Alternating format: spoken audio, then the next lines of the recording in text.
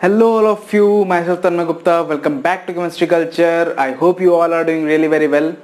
तो आज का जो लेक्चर है वो बहुत ही ज़्यादा इंपॉर्टेंट और बहुत ही ज़्यादा इंटरेस्टिंग होने वाला है, जिसमें हम लोग पढ़ने वाले हैं थर्मोडायनेमिक्स में इंथैल्पी के बारे में। भाई साहब क्या भयंकर गर्मी हो रखी है इस टाइम, रात के बज रहे हैं 1 और हम लोग पढ़ेंगे इंथैल्पी। तो कॉपी पेन ले लो भाई, बैठ जाओ, बिना कॉपी पेन के मत लिया करो लेक्चर, समझ नहीं आएगा कुछ, आएगा भी तो 2 दिन में भूल जाओगे, क्या फ़ायदा बैठने का।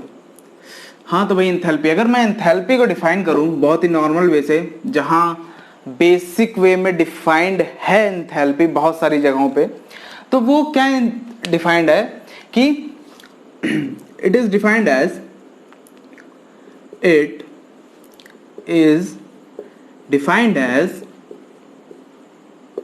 The heat content at constant pressure, है ना। Heat content at constant pressure को हम लोग इंथैल्पी के रूप में समझते हैं या पढ़ते हैं, बट जो एक्यूरेट डेफिनेशन है इंथैल्पी की वो ये नहीं है। ये एक कंडीशन के ऊपर ये कंडीशन के ऊपर दी गई है इंथैल्पी की डेफिनेशन, बट एक्यूरेट डेफिनेशन जो है बट जो एक्यूरेट डेफिनेशन है उसमें ये बताया गया है कि एक्यूरेट डेफिनेशन के लिए आप लोग इतना याद रखो, H is equals to U plus PV।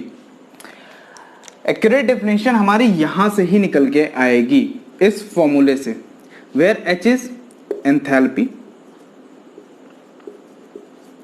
U is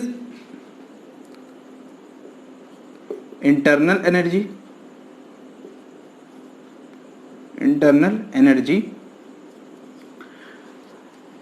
P is pressure and V is the volume of the system. ठीक है ना, प्रेशर भी सिस्टम का, वॉल्यूम भी सिस्टम का, इंटरनल एनर्जी भी सिस्टम की, और निकाल क्या रहे हैं इंथैल्पी ऑफ सिस्टम, कोई भी सिस्टम है। ठीक है, तो ये किस हिसाब से डिफाइंड है, that the enthalpy is the sum of internal energy and the work done on the system to get that pressure and volume of the system. अब देखो, बड़े आसान भाषा में, बड़े आसान तरीके से मैं समझाऊंगा इसको। एक कोई भी हम लोग सिस्टम ले लेते हैं, ठीक, ओके। अब इसमें आप लोग कुछ भी मान लो, सॉलिड, लिक्विड, गैस, जो भी भरना चाहो भर लो अपनी मन मर्जी के अनुसार, अपने स्वाद अनुसार। ठीक है, ओके। यहां पे कुछ भी है तो देखो क्या होगा, इसकी जो इस सिस्टम, ये जो पूरा सिस्टम है हमारा बना हुआ, इस पूरे सिस्टम की जो एंथैल्पी होगी, जो H की वैल्यू होगी, वो इस सिस्टम के इंटरनल एनर्जी पे डिपेंड करेगी, U पे, और इसके इस सिस्टम पे करे गए वर्क पे, जिसकी वजह से हमारा इस सिस्टम का कोई प्रेशर और वॉल्यूम फिक्स हुआ होगा। ऐसा तो है नहीं ये सिस्टम कहीं से पैदा होके आया, जैसा है वैसा आया है ना। इस सिस्टम को लेने में एक बीकर लिया हम लोगों ने, उसमें सॉलिड, लिक्विड, गैस कुछ रखा, उसका प्रेशर एक मेंटेन किया, उसकी वॉल्यूम मेंटेन करी, तो उसमें हम लोगों को वर्क करना पड़ेगा ना सिस्टम के ऊपर। हम लोगों ने कुछ काम किया। अब मान लो एक गिलास में तुमने पानी लिया, तो वो अगर आप एक सिस्टम मान रहे हो जिसके अंदर लिक्विड भरा हुआ है, तो उसका जो प्रेशर है उस वाटर के ऊपर जो लग रहा है, उसका जो वाटर का वॉल्यूम है वो आपने फिक्स किया है। उसको फिक्स करने में आपको वर्क करना पड़ा है। तो ये प्रेशर इनटू वॉल्यूम का जो प्रोडक्ट है, इसको हम लोग वर्क की तरह से लेते हैं। The sum of internal energy and the work done on the system to get that pressure P and volume V। ये एक्चुअल डेफिनेशन है हमारी इंथैल्पी की, है ना।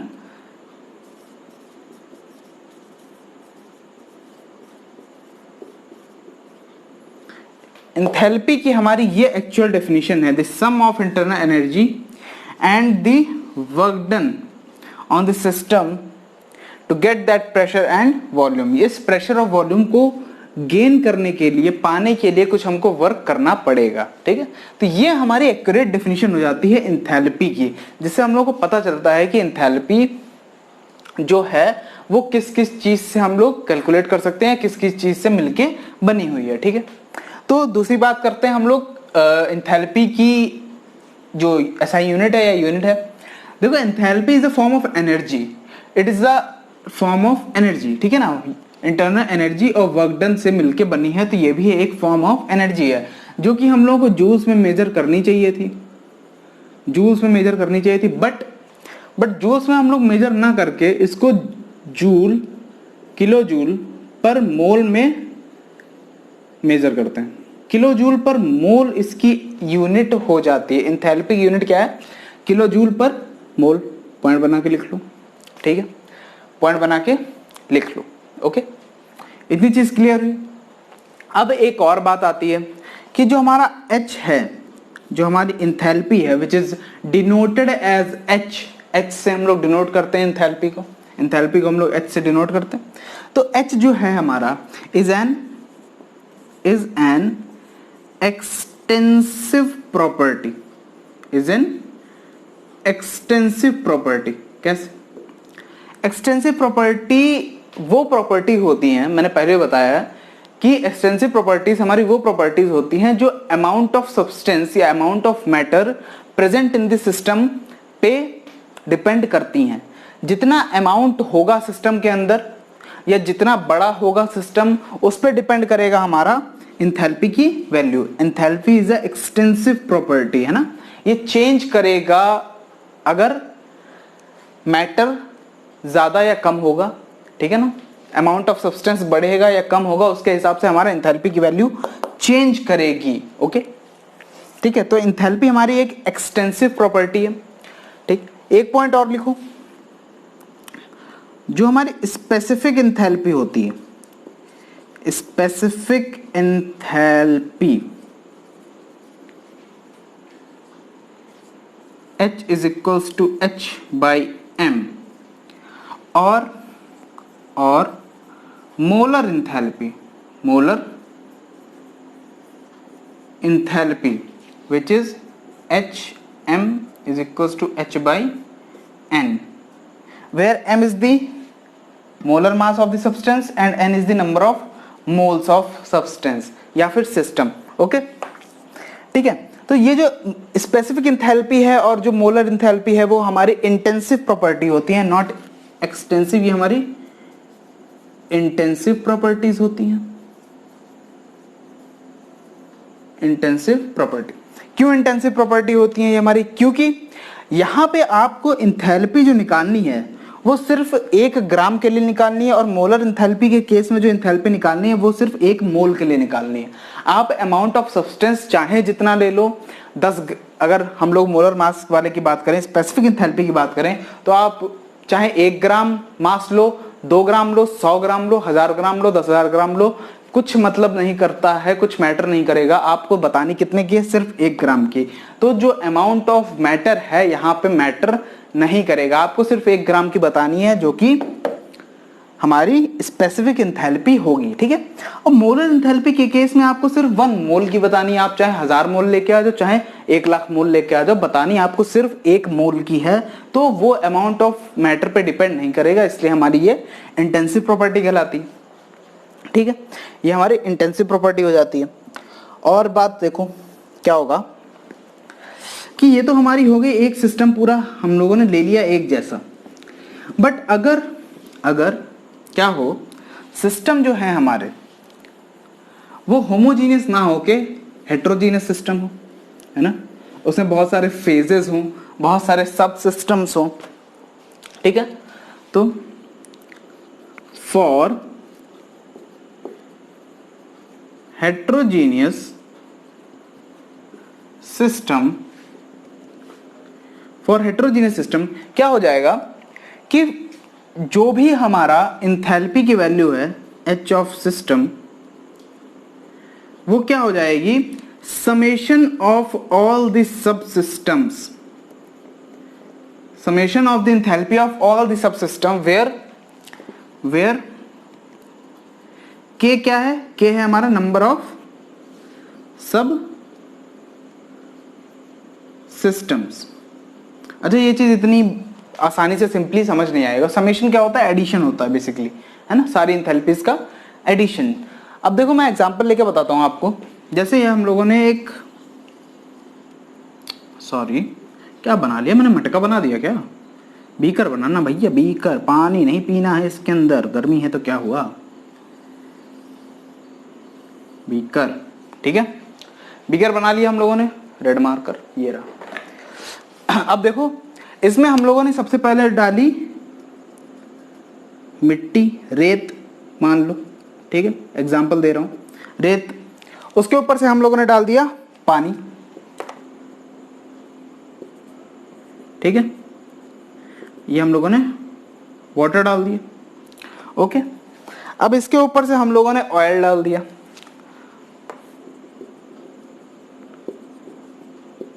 ठीक है।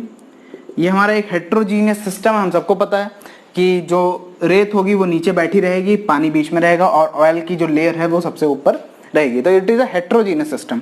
तो इस पूरे सिस्टम की अगर मैं एंथैल्पी की बात करूं, एंथैल्पी ऑफ द सिस्टम क्या हो जाएगा, enthalpy of the system is equals to हो जाएगा enthalpy of oil, enthalpy of oil plus enthalpy of water plus enthalpy of sand. समझ रहे हो, समझ रहे हो? तो ये समेशन जो है वो हमारा हेट्रोजीनियस सिस्टम के लिए कहलाएगा। उस पूरे सिस्टम की जो एंथैल्पी होगी वो sum of the enthalpies of all the सब systems present in that system. इतनी चीज क्लियर हो रही है? ओके चलो भाई, इतनी चीज क्लियर हो गई होगी। छोटी सी चीज है, बहुत इंपॉर्टेंट तो नहीं है बट तब भी बतानी जरूरी थी। अब देखो मैं हम लोग फिर से इस फॉर्मूले पे आते हैं जो कि है H is equals to U plus P V. Notes की टेंशन मत लीजिए, नोट्स तो मैं प्रोवाइड करा ही देता हूँ अपनी हर लेक्चर में, हर वीडियो में। पीडीएफ फॉर्म में भी मिल जाएंगे आपको डिस्क्रिप्शन बॉक्स में, और वीडियो के एंड में भी आपको मिल जाएंगे। स्क्रीनशॉट लेना चाहना तो वहां से ले लेना। ओके, अब H is equals to U plus P V फॉर्मूले पे आते हैं हम लोग। तो सबसे पहले बात करते हैं किसकी, U की, which is internal energy. Internal energy है हमारी। तो यहाँ पे क्या होता है कि भैया इंटरनल एनर्जी हम सबको पता है कि दो तरीकों से होती है बेसिकली, गैसेस की। मेनली बात हम लोग गैसेस की कर रहे हैं इसमें, है ना। ज़्यादातर बातें गैसेस की होती हैं जब तक थर्मोकेमिस्ट्री स्टार्ट नहीं होती, रिएक्शंस की बात नहीं आती है, तब तक यहाँ पे बातें हम लोग गैसेस की ज़्यादा करते हैं, ठीक है। तो इंटरनल एनर्जी है जो हमारी, वो काइनेटिक एनर्जी और पोटेंशियल एनर्जी से मिलकर बनी होती है। अब काइनेटिक एनर्जी बहुत सारी चीज़ों से मिलकर बनी होती है, जैसे कि रोटेशनल एनर्जी है, वाइब्रेशनल एनर्जी है, वाइब्रेशनल एनर्जी है और ट्रांसलेशनल एनर्जी है। और ये हमारे इंटरेक्शंस से मिलकर बनी होती है। इंटरेक्शंस है ना, ये interaction between the molecules of the system, है ना। मॉलिक्यूल्स के बीच में जो भी सिस्टम के इंटरेक्शन होगा ये उसकी वजह से पोटेंशियल एनर्जी होती है हमारी। और जो भी हमारे काइनेटिक एनर्जी होती है किसी भी सिस्टम की, वो हमारे उसके rotational motion, vibrational motion, translation motion, इन सब के कारण होती है काइनेटिक एनर्जी। तो आप खुद ही बताओ कि हम लोग अगर गैसेस की बात कर रहे हैं, किसी सिस्टम में हम लोगों ने एक गैस ले रखी है, तो इतने ज़्यादा माइक्रोस्कोपिक लेवल तक जाके हम लोग इस चीज़ को, इंटरनल एनर्जी को हम लोग एक्यूरेटली कैलकुलेट कर सकते हैं क्या? हम लोग अगर कोई भी सिस्टम ले लो और उसमें आप मान लो कि गैस कोई भी भरी हुई है, तो आप उसके इंडिविजुअल पार्टिकल का या इंडिविजुअल कुछ पार्टिकल्स का आप इतने सारे मोशन की वैल्यू निकाल के कैलकुलेट करके एक्यूरेट इंटरनल एनर्जी निकाल सकते हो? नहीं पॉसिबल है यार, वो हमारे पास अभी वो टेक्नोलॉजी है ही नहीं कि हम लोग डायरेक्ट इंटरनल एनर्जी निकाल सकें। तो इंटरनल एनर्जी वाले लेक्चर में भी मैंने ये बताया था कि हम लोग इंटरनल एनर्जी नहीं, इंटरनल एनर्जी चेंज से डील करते हैं, change in internal energy. Okay, तो यहाँ पे क्या हो जाएगा, इंथैल्पी भी हम लोग एक्यूरेटली नहीं फाइंड आउट कर सकते हैं भाई। इंथैल्पी भी हम लोग एक्यूरेटली फाइंड आउट नहीं कर सकते हैं, तो इंथैल्पी में भी हम लोगों को चेंज फाइंड आउट करना पड़ेगा। चेंज मतलब, चेंज का मतलब क्या होता है? चेंज का मतलब होता है ना कि एक चीज है कोई भी, दूसरी चीज से कंपेयर करके उन दोनों की वैल्यूज फाइंड आउट हो जाएं, है ना।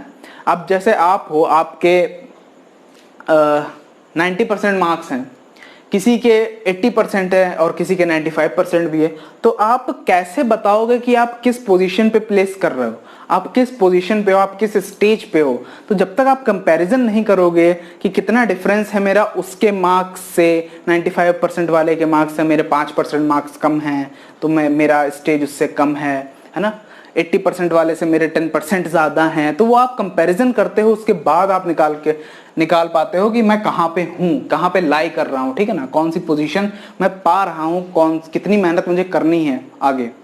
तो यही चीज हमारी इंथैल्पी के केस में भी होती है। इंथैल्पी भी हमारी, हम लोग चेंज इन इंथैल्पी से ज्यादा डील करते हैं रेदर देन इंथैल्पी। सिग्निफिकेंस हमारा किसका है? चेंज इन इंथैल्पी का सिग्निफिकेंस ज्यादा है। चेंज इन इंथैल्पी का सिग्निफिकेंस ज्यादा है, यानी delta H is equals to delta U plus delta PV।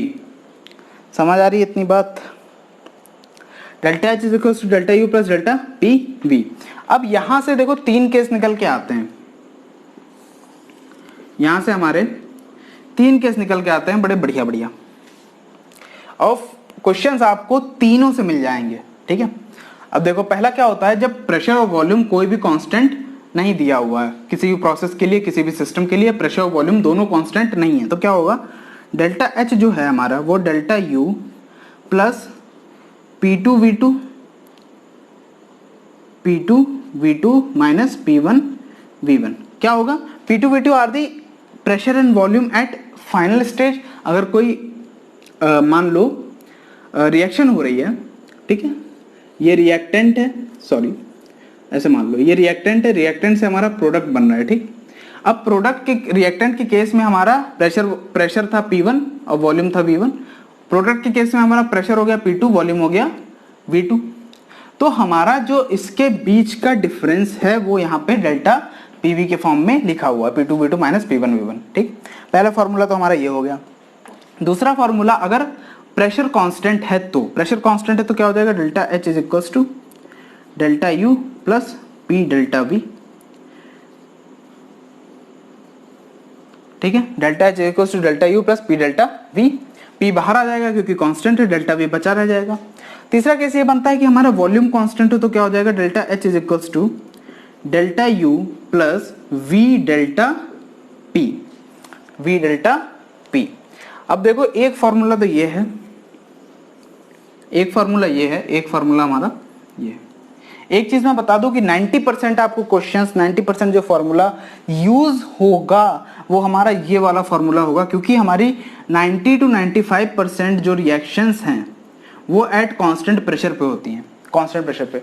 कि जितनी भी रिएक्शंस हम लोग लेबोरेटरीज वगैरह में कराते हैं वो हम लोग open beakers, open test tubes, इन सब में कराते हैं, तो हम जो एटमॉस्फेरिक प्रेशर होता है उनके ऊपर वो कांस्टेंट रहता है। तो 90 to 95% जो हमारी रिएक्शंस होती है वो कांस्टेंट प्रेशर पे आकर होती हैं, इसलिए हमारा ये वाला फॉर्मूला सबसे ज्यादा यूज होता है, ठीक है। इतनी चीज क्लियर हो गई, ठीक, चलो इतनी बात क्लियर हो गई।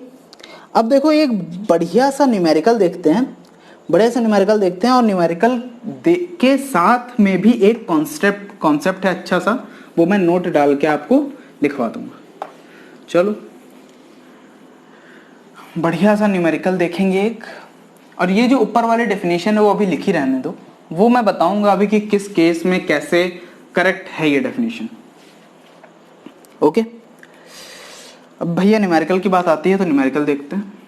क्वेश्चन क्या दे रखा है हमको, an ideal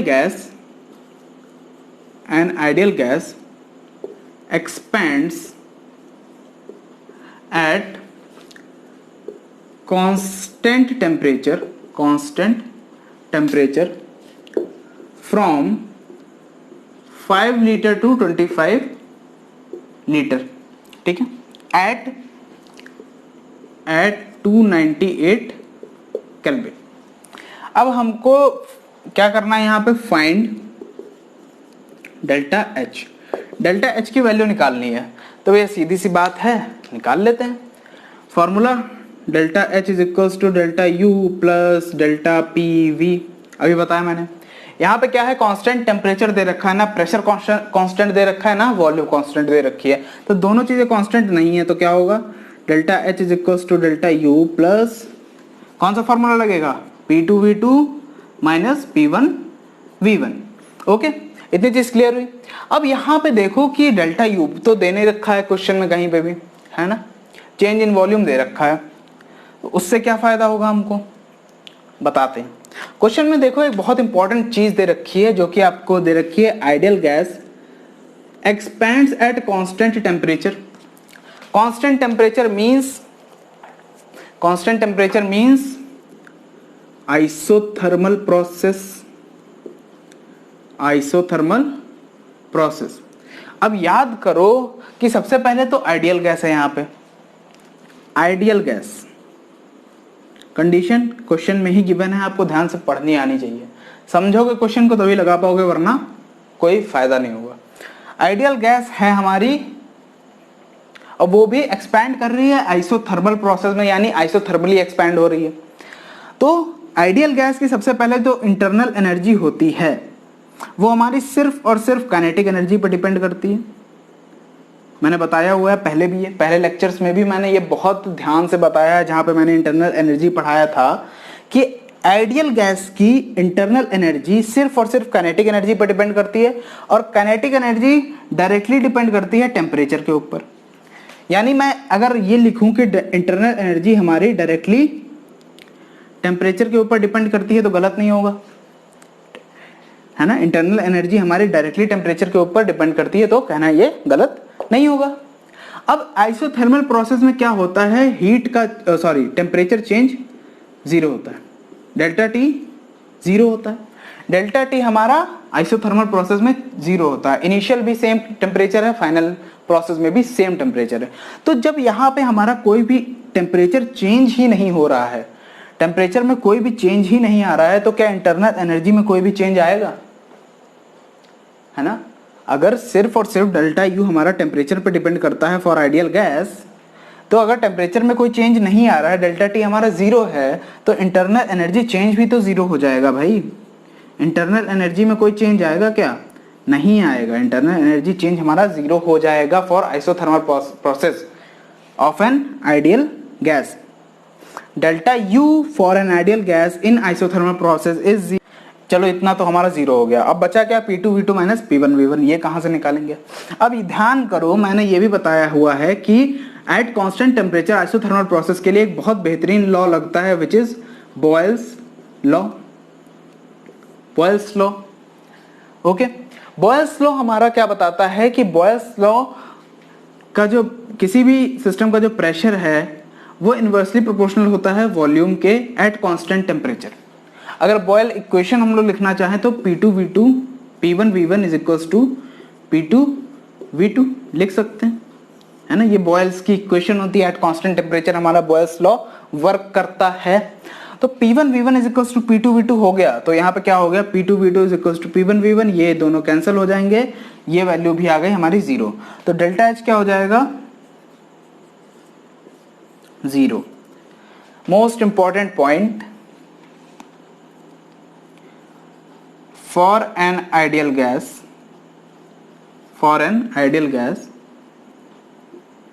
at constant temperature या फिर in isothermal process, in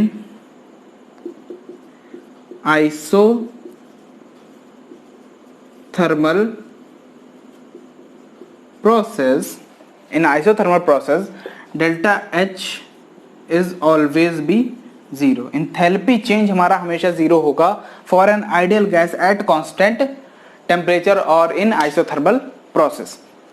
clear हो गया न्यूमेरिकल, ये क्लियर हो गई इतनी बात, ठीक है, इतनी चीज क्लियर हुई। ये बहुत इंपॉर्टेंट पॉइंट है, इसको नोट में लिख लो, या फिर एक जो पॉइंट हम लोग लिख रहे थे उसी में ये ऐड कर लो, ठीक। तो तो ये हमारा एक पॉइंट था थ्रू न्यूमेरिकल। सो आपको न्यूमेरिकल्स समझ रहे हो ना कितना जरूरी है, एक एक चीज को ध्यान रखना, न्यूमेरिकल्स में कुछ भी पूछ सकते हैं। ओके चलो नेक्स्ट चीज पे बढ़ते हैं, कुछ और पॉइंट्स देखते हैं, नॉर्मल पॉइंट्स, उसके बाद और आगे बढ़ेंगे। ठीक है भाई।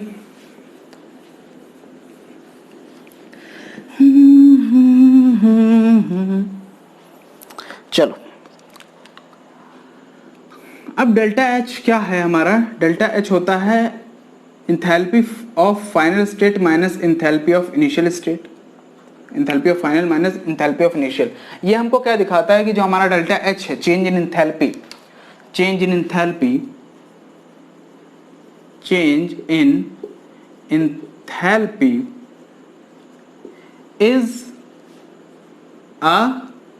is a state function whose value only depends on the states of the system, whose value only depends on the states of the system। उसको कोई फर्क नहीं पड़ता है किस रास्ते से वो स्टेट अचीव की गई है। ठीक है ना। अगर मैं आपसे बात करूं एक फॉर्मूला, मतलब कि एक ग्राफ, अब A से B को प्रोसेस प्रोसीड हुआ, अब इंथैल्पी का चेंज निकालना है हमको। इस रास्ते से मान लो एक बार हुई प्रोसेस, ठीक, फिर इस रास्ते से प्रोसेस हुई, ओके, फिर इस रास्ते से प्रोसेस हुई, ठीक बात। बट किसी भी रास्ते से अगर हम लोग देखें तो डेल्टा एच की जो वैल्यू होगी वो सेम रहेगी, डेल्टा एच की वैल्यू हमेशा सेम रहेगी। समझ आ रही है इतनी बार, डेल्टा एच की वैल्यू चेंज नहीं होगी क्योंकि ये स्टेट फंक्शन है, पाथ फंक्शन नहीं है, पाथ पे डिपेंड ही नहीं कर रहा है, रास्ते पे डिपेंड नहीं करता है ना। मतलब आप समझ लो कि आपको लखनऊ से दिल्ली जाना है, लखनऊ टू दिल्ली, ठीक है, तो आपको वहां पे कोई फंक्शन है, तो वो लोग जिन्होंने आपको बुलाया उनको ये मतलब नहीं है कि आप कहाँ से आ रहे हो, आप चाहे बस से जाओ, चाहे ट्रेन से जाओ, चाहे प्लेन से जाओ, उनको वो मतलब नहीं है। उनको आपका स्टार्टिंग पॉइंट पता है और एंड पॉइंट पता है। लखनऊ आपका स्टार्टिंग पॉइंट है, दिल्ली आपका एंड पॉइंट है। आपको लखनऊ से निकलना है, दिल्ली पहुंचना है, कैसे भी पहुंचो उससे मतलब नहीं है, बस आपको पहुंचना है। यानी इनिशियल और फाइनल स्टेट डिपेंड करती है and in path state function, sorry not in path function. तो पाथ पे कोई भी फर्क नहीं पड़ेगा पाथ का, चाहे कैसे भी जाओ, कैसे भी प्रोसेस प्रोसीड हो, बस इनिशियल और फाइनल पॉइंट सेम होने चाहिए, तो हमारी डेल्टा एच की वैल्यू भी ऑलवेज सेम रहेगी। ठीक है, एक पॉइंट ये हो गया। एक पॉइंट और डालो कि अगर हम लोग साइक्लिक प्रोसेस ले लेते हैं, cyclic process, cyclic process, let ये हमारी कोई भी साइक्लिक प्रोसेस हुई, ठीक, ए पॉइंट हमारा स्टार्टिंग पॉइंट है और ए पॉइंट ही हमारा एंड पॉइंट भी है, ठीक है, ए पॉइंट हमारा स्टार्टिंग पॉइंट है, ए पॉइंट ही हमारा एंड पॉइंट है। तो इन एच यहां की जो इंथैल्पी होगी वो तो सेम रहेगी ना। देखो इंथैल्पी क्या है, स्टेट फंक्शन है ना, उसको पाथ से कोई फर्क नहीं पड़ रहा है, स्टेट फंक्शन है, स्टेट पे initial state same, final state same, initial point same, final point same, delta H की वैल्यू कितनी आ जाएगी, 0, है ना, क्योंकि इनिशियल और फाइनल पॉइंट तो सेम ही है। इंथैल्पी उस पॉइंट पे एक जैसी रहेगी, अगर उसी इंथैल्पी से उतनी इंथैल्पी घटा दोगे तो 0 वैल्यू आएगी भाई, डेल्टा एच की वैल्यू हमारी 0 होगी। तो ये पॉइंट और लिख लो कि delta H for cyclic process, delta H for cyclic process is always 0। या फिर आप ऐसे भी कह सकते हो the all the state function, change of all the state functions in cyclic process is always be 0। जितने भी स्टेट फंक्शन है हमारे, उनका change for a cyclic process is always be 0। ठीक है, ओके, इतनी चीज क्लियर हो गई। ओके, अब हम लोग जरा बात कर लेते हैं कि ऊपर जो हमारी डेफिनेशन लिखी हुई है वो क्यों करेक्ट है या किस कंडीशंस में सही है और कैसे सही है। ठीक, चलो भाई ये भी देख लेते हैं। ओके, अब अगर हम लोग इंथैल्पी की बात करें तो H is equals to U plus P V. ठीक, चेंज इन इंथैल्पी क्या हो जाता है, डेल्टा लगा दो तो delta U plus delta P V. ठीक है, ठीक भाई, इतनी चीज क्लियर हो गई। अब eight constant pressure, eight constant pressure, क्यों एट कांस्टेंट प्रेशर क्यों लिया? क्योंकि डेफिनेशन में देखो क्या लिखा हुआ है, एट कांस्टेंट प्रेशर, तो इसलिए हम लोगों ने एट कांस्टेंट प्रेशर की बात की हुई है। एट कांस्टेंट प्रेशर हमारी इक्वेशन क्या हो जाएगी, delta H is equals to delta U plus P delta V. ये हमारी इक्वेशन नंबर फर्स्ट मान ली हम लोगों ने, ठीक है। अब याद करो जरा, just remember first law of thermodynamics, first law of thermodynamics, first law of thermodynamics का रिलेशन क्या था, U is equals to Q plus W। Change की बात करेंगे तो delta U is equals to delta Q plus delta W। अगर at constant pressure की बात करें, क्योंकि प्रेशर तो हम लोगों को कांस्टेंट ही रखना है ना, कंडीशन है, देख लो at constant pressure, constant pressure रखा तो हमारा ये डेल्टा यू हो जाएगा, ये हो जाएगा delta Q P, heat content at constant pressure, delta Q P. और वर्क डन की वैल्यू फॉर कांस्टेंट प्रेशर मैंने बताई थी क्या होती है, minus P external delta V, minus P external delta V. अब क्यू पी, इस पी एक्सटर्नल डेल्टा वी को इधर लाओगे तो delta Q P is equals to हो जाएगा delta U plus P delta V. हाँ भाई, एक्सटर्नल प्रेशर है, कोई प्रॉब्लम नहीं है उसमें, ठीक है ना। अब अगर इस इक्वेशन को देखो, ये हमारी इक्वेशन नंबर सेकंड आई। अब इन दोनों इक्वेशंस को कंपेयर करो, delta U plus P delta V, delta U plus P delta V बराबर है, तो हमारा delta H is equals to delta Q P हो जाएगा, डेल्टा क्यू पी हो जाएगा। इसको हम लोग ले सकते हैं for small D Q P is equals to D H, is equals to D H, है ना। Enthalpy of a system is defined as the heat content at constant pressure is equals to the heat content at constant pressure। ये हमारा जो भी definition है, जो भी ये हमारा रिलेशन है, वो सिर्फ और सिर्फ किसके लिए, कांस्टेंट प्रेशर के लिए ही डिफाइंड है, कांस्टेंट प्रेशर के लिए ही वैलिड है और किसी के लिए नहीं। एंथैल्पी सिर्फ इस चीज से डिफाइंड नहीं होती, ये एक एंथैल्पी का केस है, it is a case of enthalpy, जहां पे कांस्टेंट प्रेशर पे हम लोग एंथैल्पी को डिफाइन करते हैं, है ना। तो कांस्टेंट प्रेशर पे हमारी जो एंथैल्पी चेंज है वो हमारा हीट कंटेंट के बराबर हो जाता है एट कांस्टेंट प्रेशर। ठीक, इतनी चीज क्लियर हो गई, इतनी बात क्लियर हो गई। चलो अब देखो, हम लोग हीट कैपेसिटी वाला जब हम लोगों ने लेक्चर पढ़ा था तो वहां पे क्या पढ़ा था, वहां पे क्या पढ़ा था, delta Q is equals to N C delta T, delta Q is equals to N C delta T, जहां पे ये सी क्या था हमारा, मोलर स्पेसिफिक हीट कैपेसिटी। अब अगर हम लोग एट कांस्टेंट प्रेशर की बात करें, eight constant pressure, eight constant pressure की अगर हम लोग बात कर रहे हैं तो ये क्या हो जाएगा, delta Q P is equals to N C P delta T. अब यहां पे हमारा ये सीपी क्या है, ये है हमारा molar specific heat capacity eight constant pressure. ये हमारा जो है सीपी, वो हमारा molar specific heat capacity eight constant pressure है, ठीक है। और अभी हम लोगों ने क्या निकाला था कंक्लूजन यहां से, कि डेल्टा क्यूपी जो है हमारा वो डेल्टा एच के बराबर होता है, यानी enthalpy change is equals to the heat content at constant pressure. तो इससे और इससे हम लोग क्या लिख सकते हैं कि delta H is equals to NCP delta T लिख सकते हैं। इस एक्सप्रेशन से यहां पे क्या लिख सकते हैं, delta H is equals to NCP delta T, NCP delta T.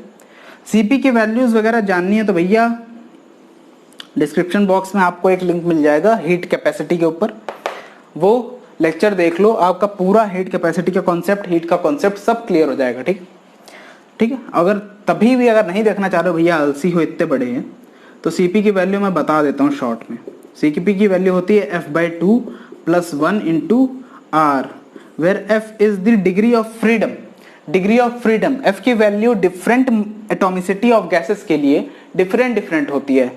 Like for example, monoatomic अगर गैस है तो F की वैल्यू होगी 3, डाई एटॉमिक अगर गैस है तो F की वैल्यू होगी 5, और पॉली एटॉमिक गैस है तो F की वैल्यू होगी 6। इतना ही नहीं है, इसके बीच में भी अंदर भी खेल है, अगर वो समझना है तो लेक्चर देखो, समझ रहे हो? ओके, तो Cp की वैल्यू क्या होती है F/2 + 1 × R। तो डेल्टा H का एक फॉर्मूला हमको यहाँ से भी मिल गया, डेल्टा H = NCP ΔT। अब चलो इस फॉर्मूले पे भी एक न्यूमेरिकल देख लेते हैं बढ़िया सा। ओके भाई साहब, बड़ी गर्मी हो रही है, क्या बात है। चलो भाई, न्यूमेरिकल, हाँ ठीक, ओके चलो। न्यूमेरिकल है हमारे पास कि हमारे पास है 5 मोल ऑफ O2 ऑक्सीजन, ठीक है। 5 moles of oxygen is heated at constant pressure, is heated at constant pressure from 273 kelvin to 323 kelvin, 273 kelvin to 323 kelvin. इसको हम लोग हीट करते हैं और हमको निकालना क्या है, find delta H, delta H निकालना है। अब यहाँ पे हमको पता है कि मोल्स दे रखे हैं, मोल्स की कहानी है, मोल्स की कहानी है तो भैया हम लोगों के पास मोल्स के टर्म में हमारा फॉर्मूला है डेल्टा H = NCP ΔT। लगा देंगे डेल्टा H = NCP ΔT। देखो अभी तो मैं पढ़ा रहा हूँ और टॉपिक के साथ ही न्यूमेरिकल्स करा रहा हूँ, तो आपको समझ आ रहा है कि यहाँ पे कौन सा फॉर्मूला कैसे लगेगा।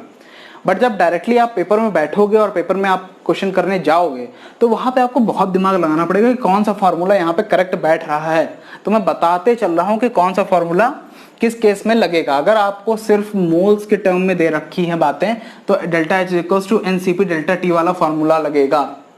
ओके, अगर प्रेशर वॉल्यूम दोनों कांस्टेंट नहीं है तो delta H = ΔU + P2V2 - P1V1 लगेगा। ठीक है, इतनी चीज क्लियर हो रही है। यहाँ पे मोल्स के टर्म में दे रखा है तो ये फॉर्मूला वैलिड है। सबसे पहले डेल्टा T निकाल लो, कितना आएगा 323 - 273, 323 - 273, इट्स अप्रॉक्सीमेट 50 केल्विन। ओके, और क्या दे रखा है, n की वैल्यू दे रखी है, n की वैल्यू है 5 हमारी, 5 मोल्स, नंबर ऑफ मोल्स 5 दे रखे हैं। बस इतना ही चाहिए हमको। डेल्टा H = 5, Cp की वैल्यू मैंने अभी बताई आपको F/2 + 1 R, F/2 + 1 × R, T 50 kelvin आ गया, यहाँ पे 50 से मल्टीप्लाई। अब F की वैल्यू ऑक्सीजन के केस में क्या होगी, oxygen is diatomic gas, diatomic के केस में F की वैल्यू 5 होती है।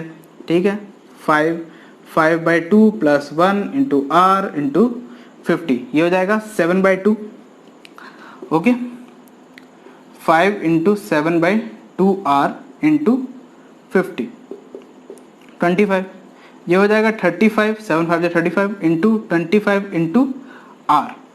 अब देखो R की वैल्यू हम लोग क्या रखेंगे, R is our gas constant, R हमारा गैस कांस्टेंट होता है, सबको पता है हम लोगों को R हमारा गैस कांस्टेंट होता है।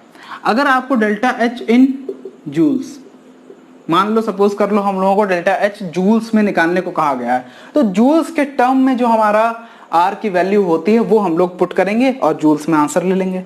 तो जूल्स के टर्म में हमारी R की वैल्यू होती है 8.314 जूल पर केल्विन मोल, जूल पर केल्विन मोल। तो ये आपका आंसर अप्रोक्सीमेट आ जाएगा 7274.75, 7274.75 ऐसे आ जाएगा, 7274.75 जूल्स। और किलो जूल में कन्वर्ट करना है तो 1000 से डिवाइड कर दो, आपका आंसर आ जाएगा। ठीक है, ये हमारा जूल्स में आंसर निकल आया। और आर की वैल्यूज मैं आपको बता देता हूँ डिफरेंट यूनिट्स पे क्या क्या होती हैं। देखो आर की एक वैल्यू होती है 8.314 जो अभी हम लोगों ने यूज करी, which is joule per kelvin mole. ठीक, आर की एक और वैल्यू होती है विच इज अप्रोक्सीमेट 2, क्या होती है 2 कैलोरी पर केल्विन पर मोल, 2 कैलोरी पर केल्विन मोल, कैलोरीज के टर्म में अगर हम लोग बात करें। आर की एक और वैल्यू होती है 0.0821 which is litre ATM, which is in litre ATM per kelvin mole. ये 3 यूनिट्स आप आर की देख लो, याद कर लो। गैस कांस्टेंट है हमारा प्यारा सा बढ़िया सा, है ना, उसकी 3 वैल्यूज हैं डिफरेंट यूनिट्स के ऊपर। आप वो यूनिट्स की वैल्यूज याद कर लो, न्यूमेरिकल में रख देना तो आपका आंसर आसानी से आ जाएगा, वरना आर में अटक जाओगे, आता हुआ न्यूमेरिकल छोड़ाओगे, बस ये वैल्यूज याद नहीं होंगी, इसलिए ये बात ध्यान रखना। ठीक, तो इतनी चीज क्लियर हो रही है, इतनी चीज क्लियर हो गई है तो अब हम लोग आगे एक बढ़िया से कॉन्सेप्ट पे बढ़ेंगे। तो भाई अभी तक जो हम लोग भी पढ़ रहे थे, जो कुछ भी एंथैल्पी के टर्म में, ये चीज क्लियर हो गई ना कि न्यूमेरिकल किस तरीके से सॉल्व करेंगे। ओके, तो जो अभी तक हम लोगों ने पढ़ा है एंथैल्पी के केस में, वो सब तो हम लोग नॉर्मल चीजें पढ़ रहे थे। नॉर्मल चीजें क्या, एक इंट्रोडक्टरी पार्ट समझ लो, नॉर्मल सी बातें पढ़ रहे थे थोड़ी थोड़ी। ठीक, बट जो मेन एंथैल्पी का पूरा कॉन्सेप्ट है, कॉन्सेप्ट कह लो, या जहाँ से सबसे ज़्यादा न्यूमेरिकल्स, सबसे ज़्यादा क्वेश्चंस बनाए जाते हैं, वो हमारा ये वाला पार्ट है जो अभी मैं कराने जा रहा हूँ। ठीक है, तो भाई डाल लो हेडिंग,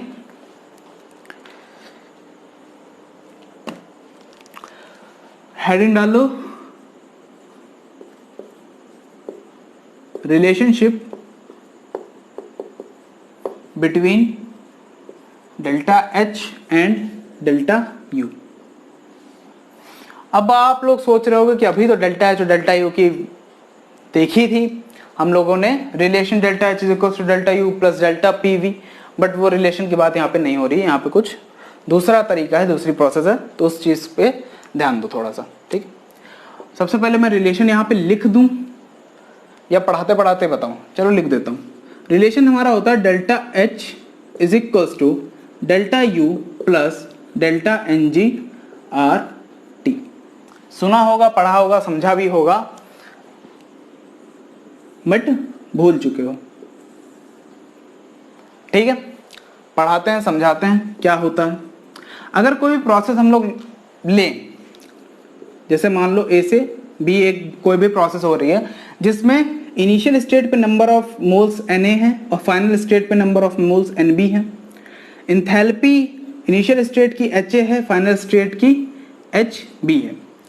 तो क्या होगा हमारा डेल्टा H, अगर हम लोग देखें तो क्या हो जाएगा Hb minus Ha, final state of enthalpy of final state minus enthalpy of initial state. ठीक है, इसको हम लोग क्या लिख सकते हैं, Ub प्लस PVB, और ये जो कांस्टेंट, ये जो हमारी रिएक्शन हो रही है वो constant temperature and constant pressure, constant temperature और कांस्टेंट प्रेशर पे हमारी ये रिएक्शंस हो रही हैं। ठीक, प्रेशर कांस्टेंट है माइनस UA प्लस PVA। अब यहां से देखो UB माइनस UA क्या हो जाएगा, delta U plus P common आ जाएगा, P common, VB minus VA क्या हो जाएगा, डेल्टा V। तो delta H is equal to delta U plus P delta V। ये तो हम लोगों ने पहले भी पढ़ा हुआ है, यहाँ पे भी मैंने बता दिया।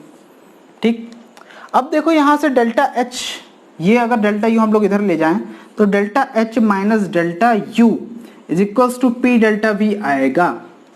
अब ये जो हमारा चेंज इन एंथैल्पी और चेंज इन इंटरनल एनर्जी का डिफरेंस है delta H minus delta U, ये अगर हम लोग सॉलिड एंड लिक्विड की बात करें तो ये जो डिफरेंस होता है हमारा, ये नॉन सिग्निफिकेंट होता है, is not significant, not significant, significant नहीं होता है हमारा ये change for solid and liquid delta H minus delta U का जो चेंज है वो हमारा सिग्निफिकेंट नहीं होता है ना, तो ये चेंज हमारा डिफाइंड नहीं होता है in the case of solid and liquid, जबकि P delta V is a defined quantity. तो ये जो पी डेल्टा वी हमारी है वो गैसेस के केस में होती है। गैसेस के केस में हमारा delta H minus delta U जो है वो हमारा सिग्निफिकेंट होता है, तो ये जो प्रोसेस है वो सॉलिड और लिक्विड के केस में हम लोग नहीं पढ़ेंगे, ये प्रोसेस हम सिर्फ और सिर्फ गैसेस के केस में पढ़ेंगे। ठीक है, तो मान लो ये जो प्रोसेस हो रही है वो गैसेस के केस में हो रही है।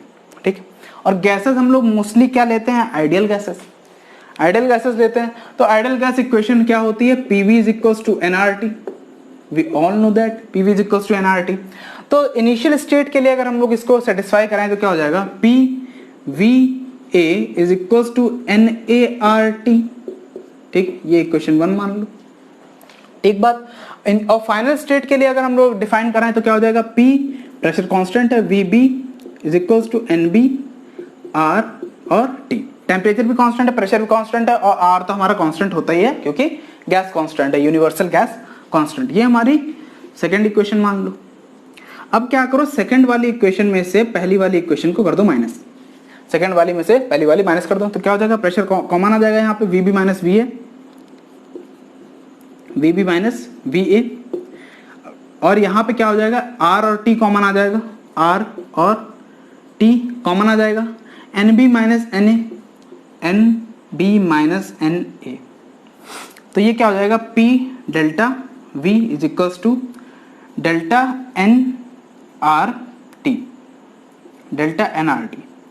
बट यहाँ पे हम लोग डेल्टा N नहीं डेल्टा NG लिखते हैं, क्योंकि ये क्या है, change in number of moles of gaseous product by gaseous reactants, moles of gaseous reactant.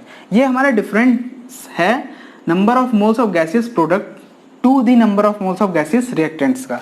तो हम लोग यहाँ पे G क्या रिफर कर रहा है, यहाँ पे G हमारा गैसेस को रिप्रेजेंट कर रहे हैं। यहाँ पे सॉलिड लिक्विड के मोल्स नहीं लिए जाते, सिर्फ और सिर्फ गैसेस के मोल्स लिए जाते हैं।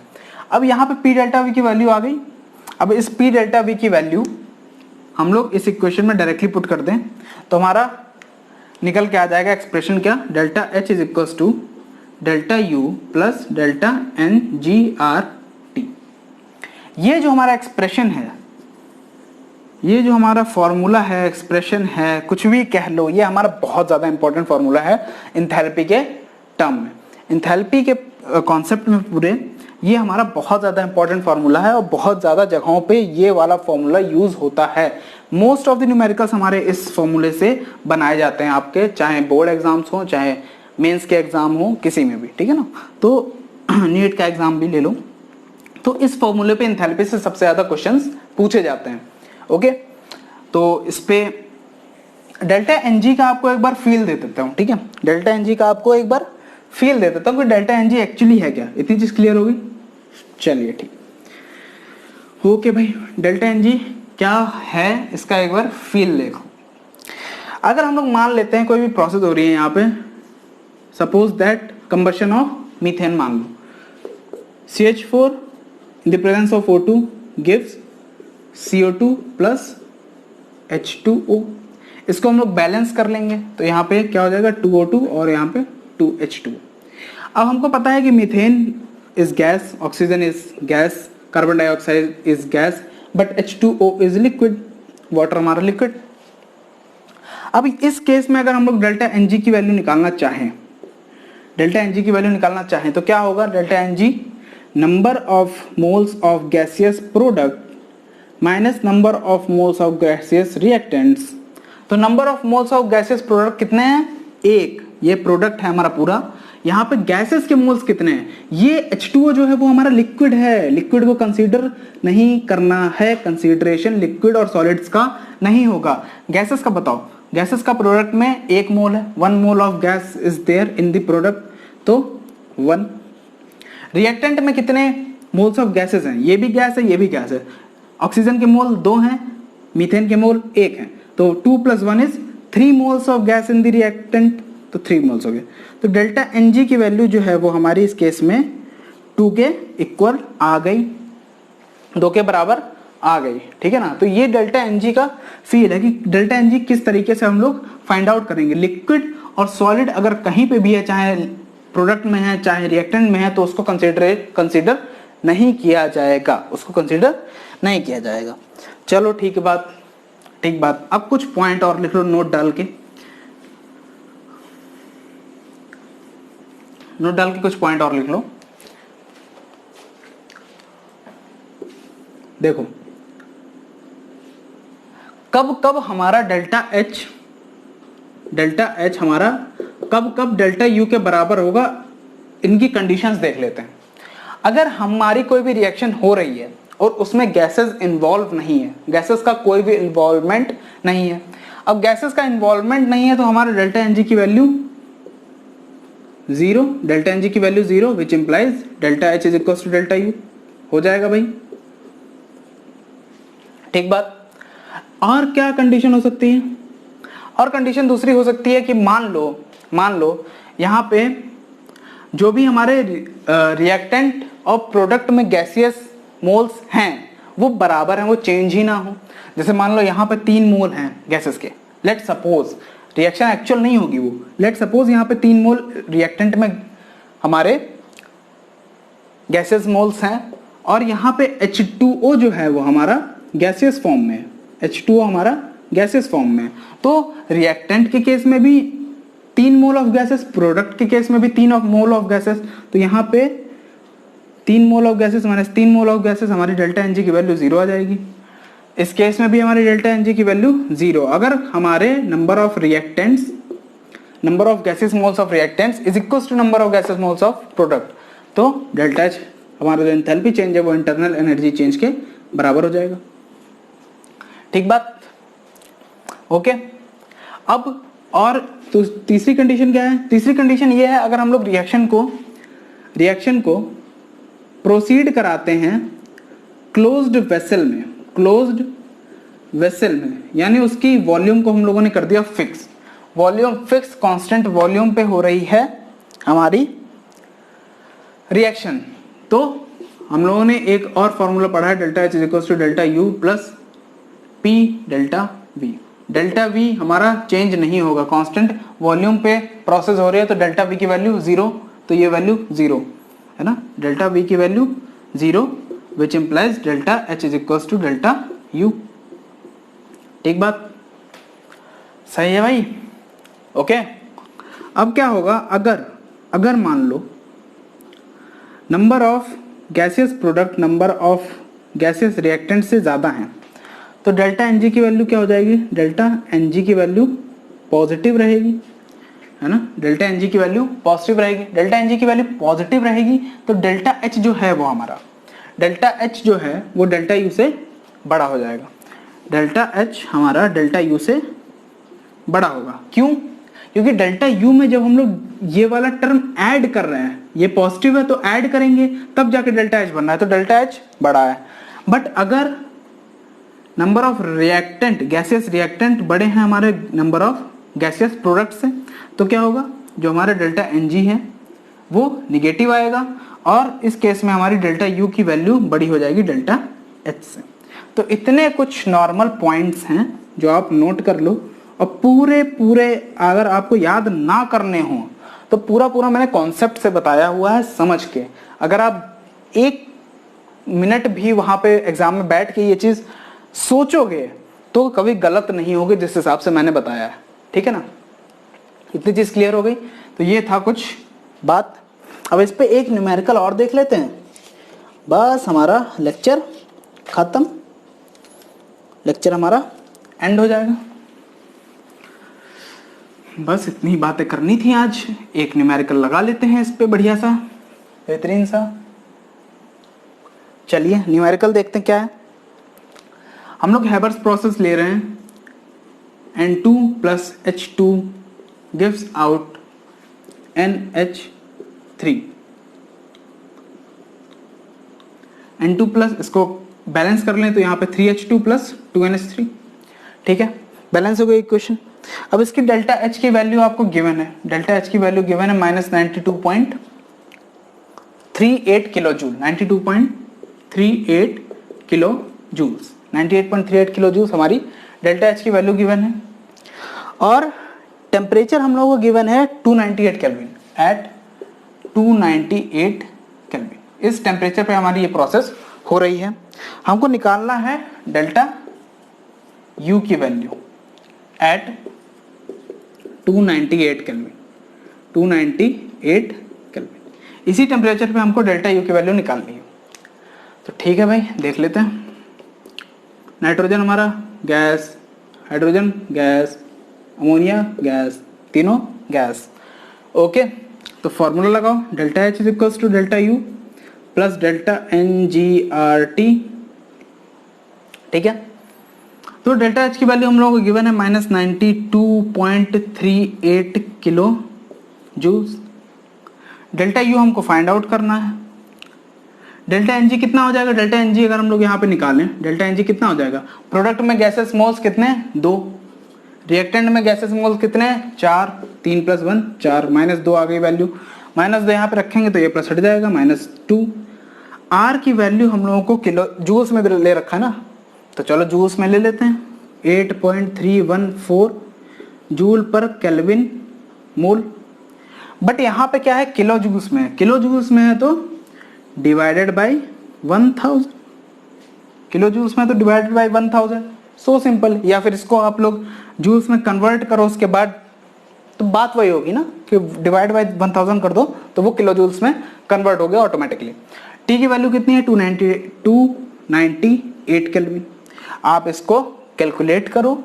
डेल्टा यू की वैल्यू मैं बता देता हूँ, आंसर मैं आपको बता देता हूँ, या फिर आंसर रहने दो, कमेंट में बताना। डेल्टा यू की वैल्यू का आंसर, कैलकुलेशन बाकी है, सिर्फ कैलकुलेशन करो, आंसर कमेंट बॉक्स में बताओ। तो आज का लेक्चर इतना ही था। आज का लेक्चर एंड करते हैं। आज की सेवाएं समाप्त। मिलेंगे आपसे नेक्स्ट लेक्चर, नेक्स्ट वीडियो के साथ। तब तक के लिए be motivated, stay healthy, keep smiling. Till then, जय हिंद।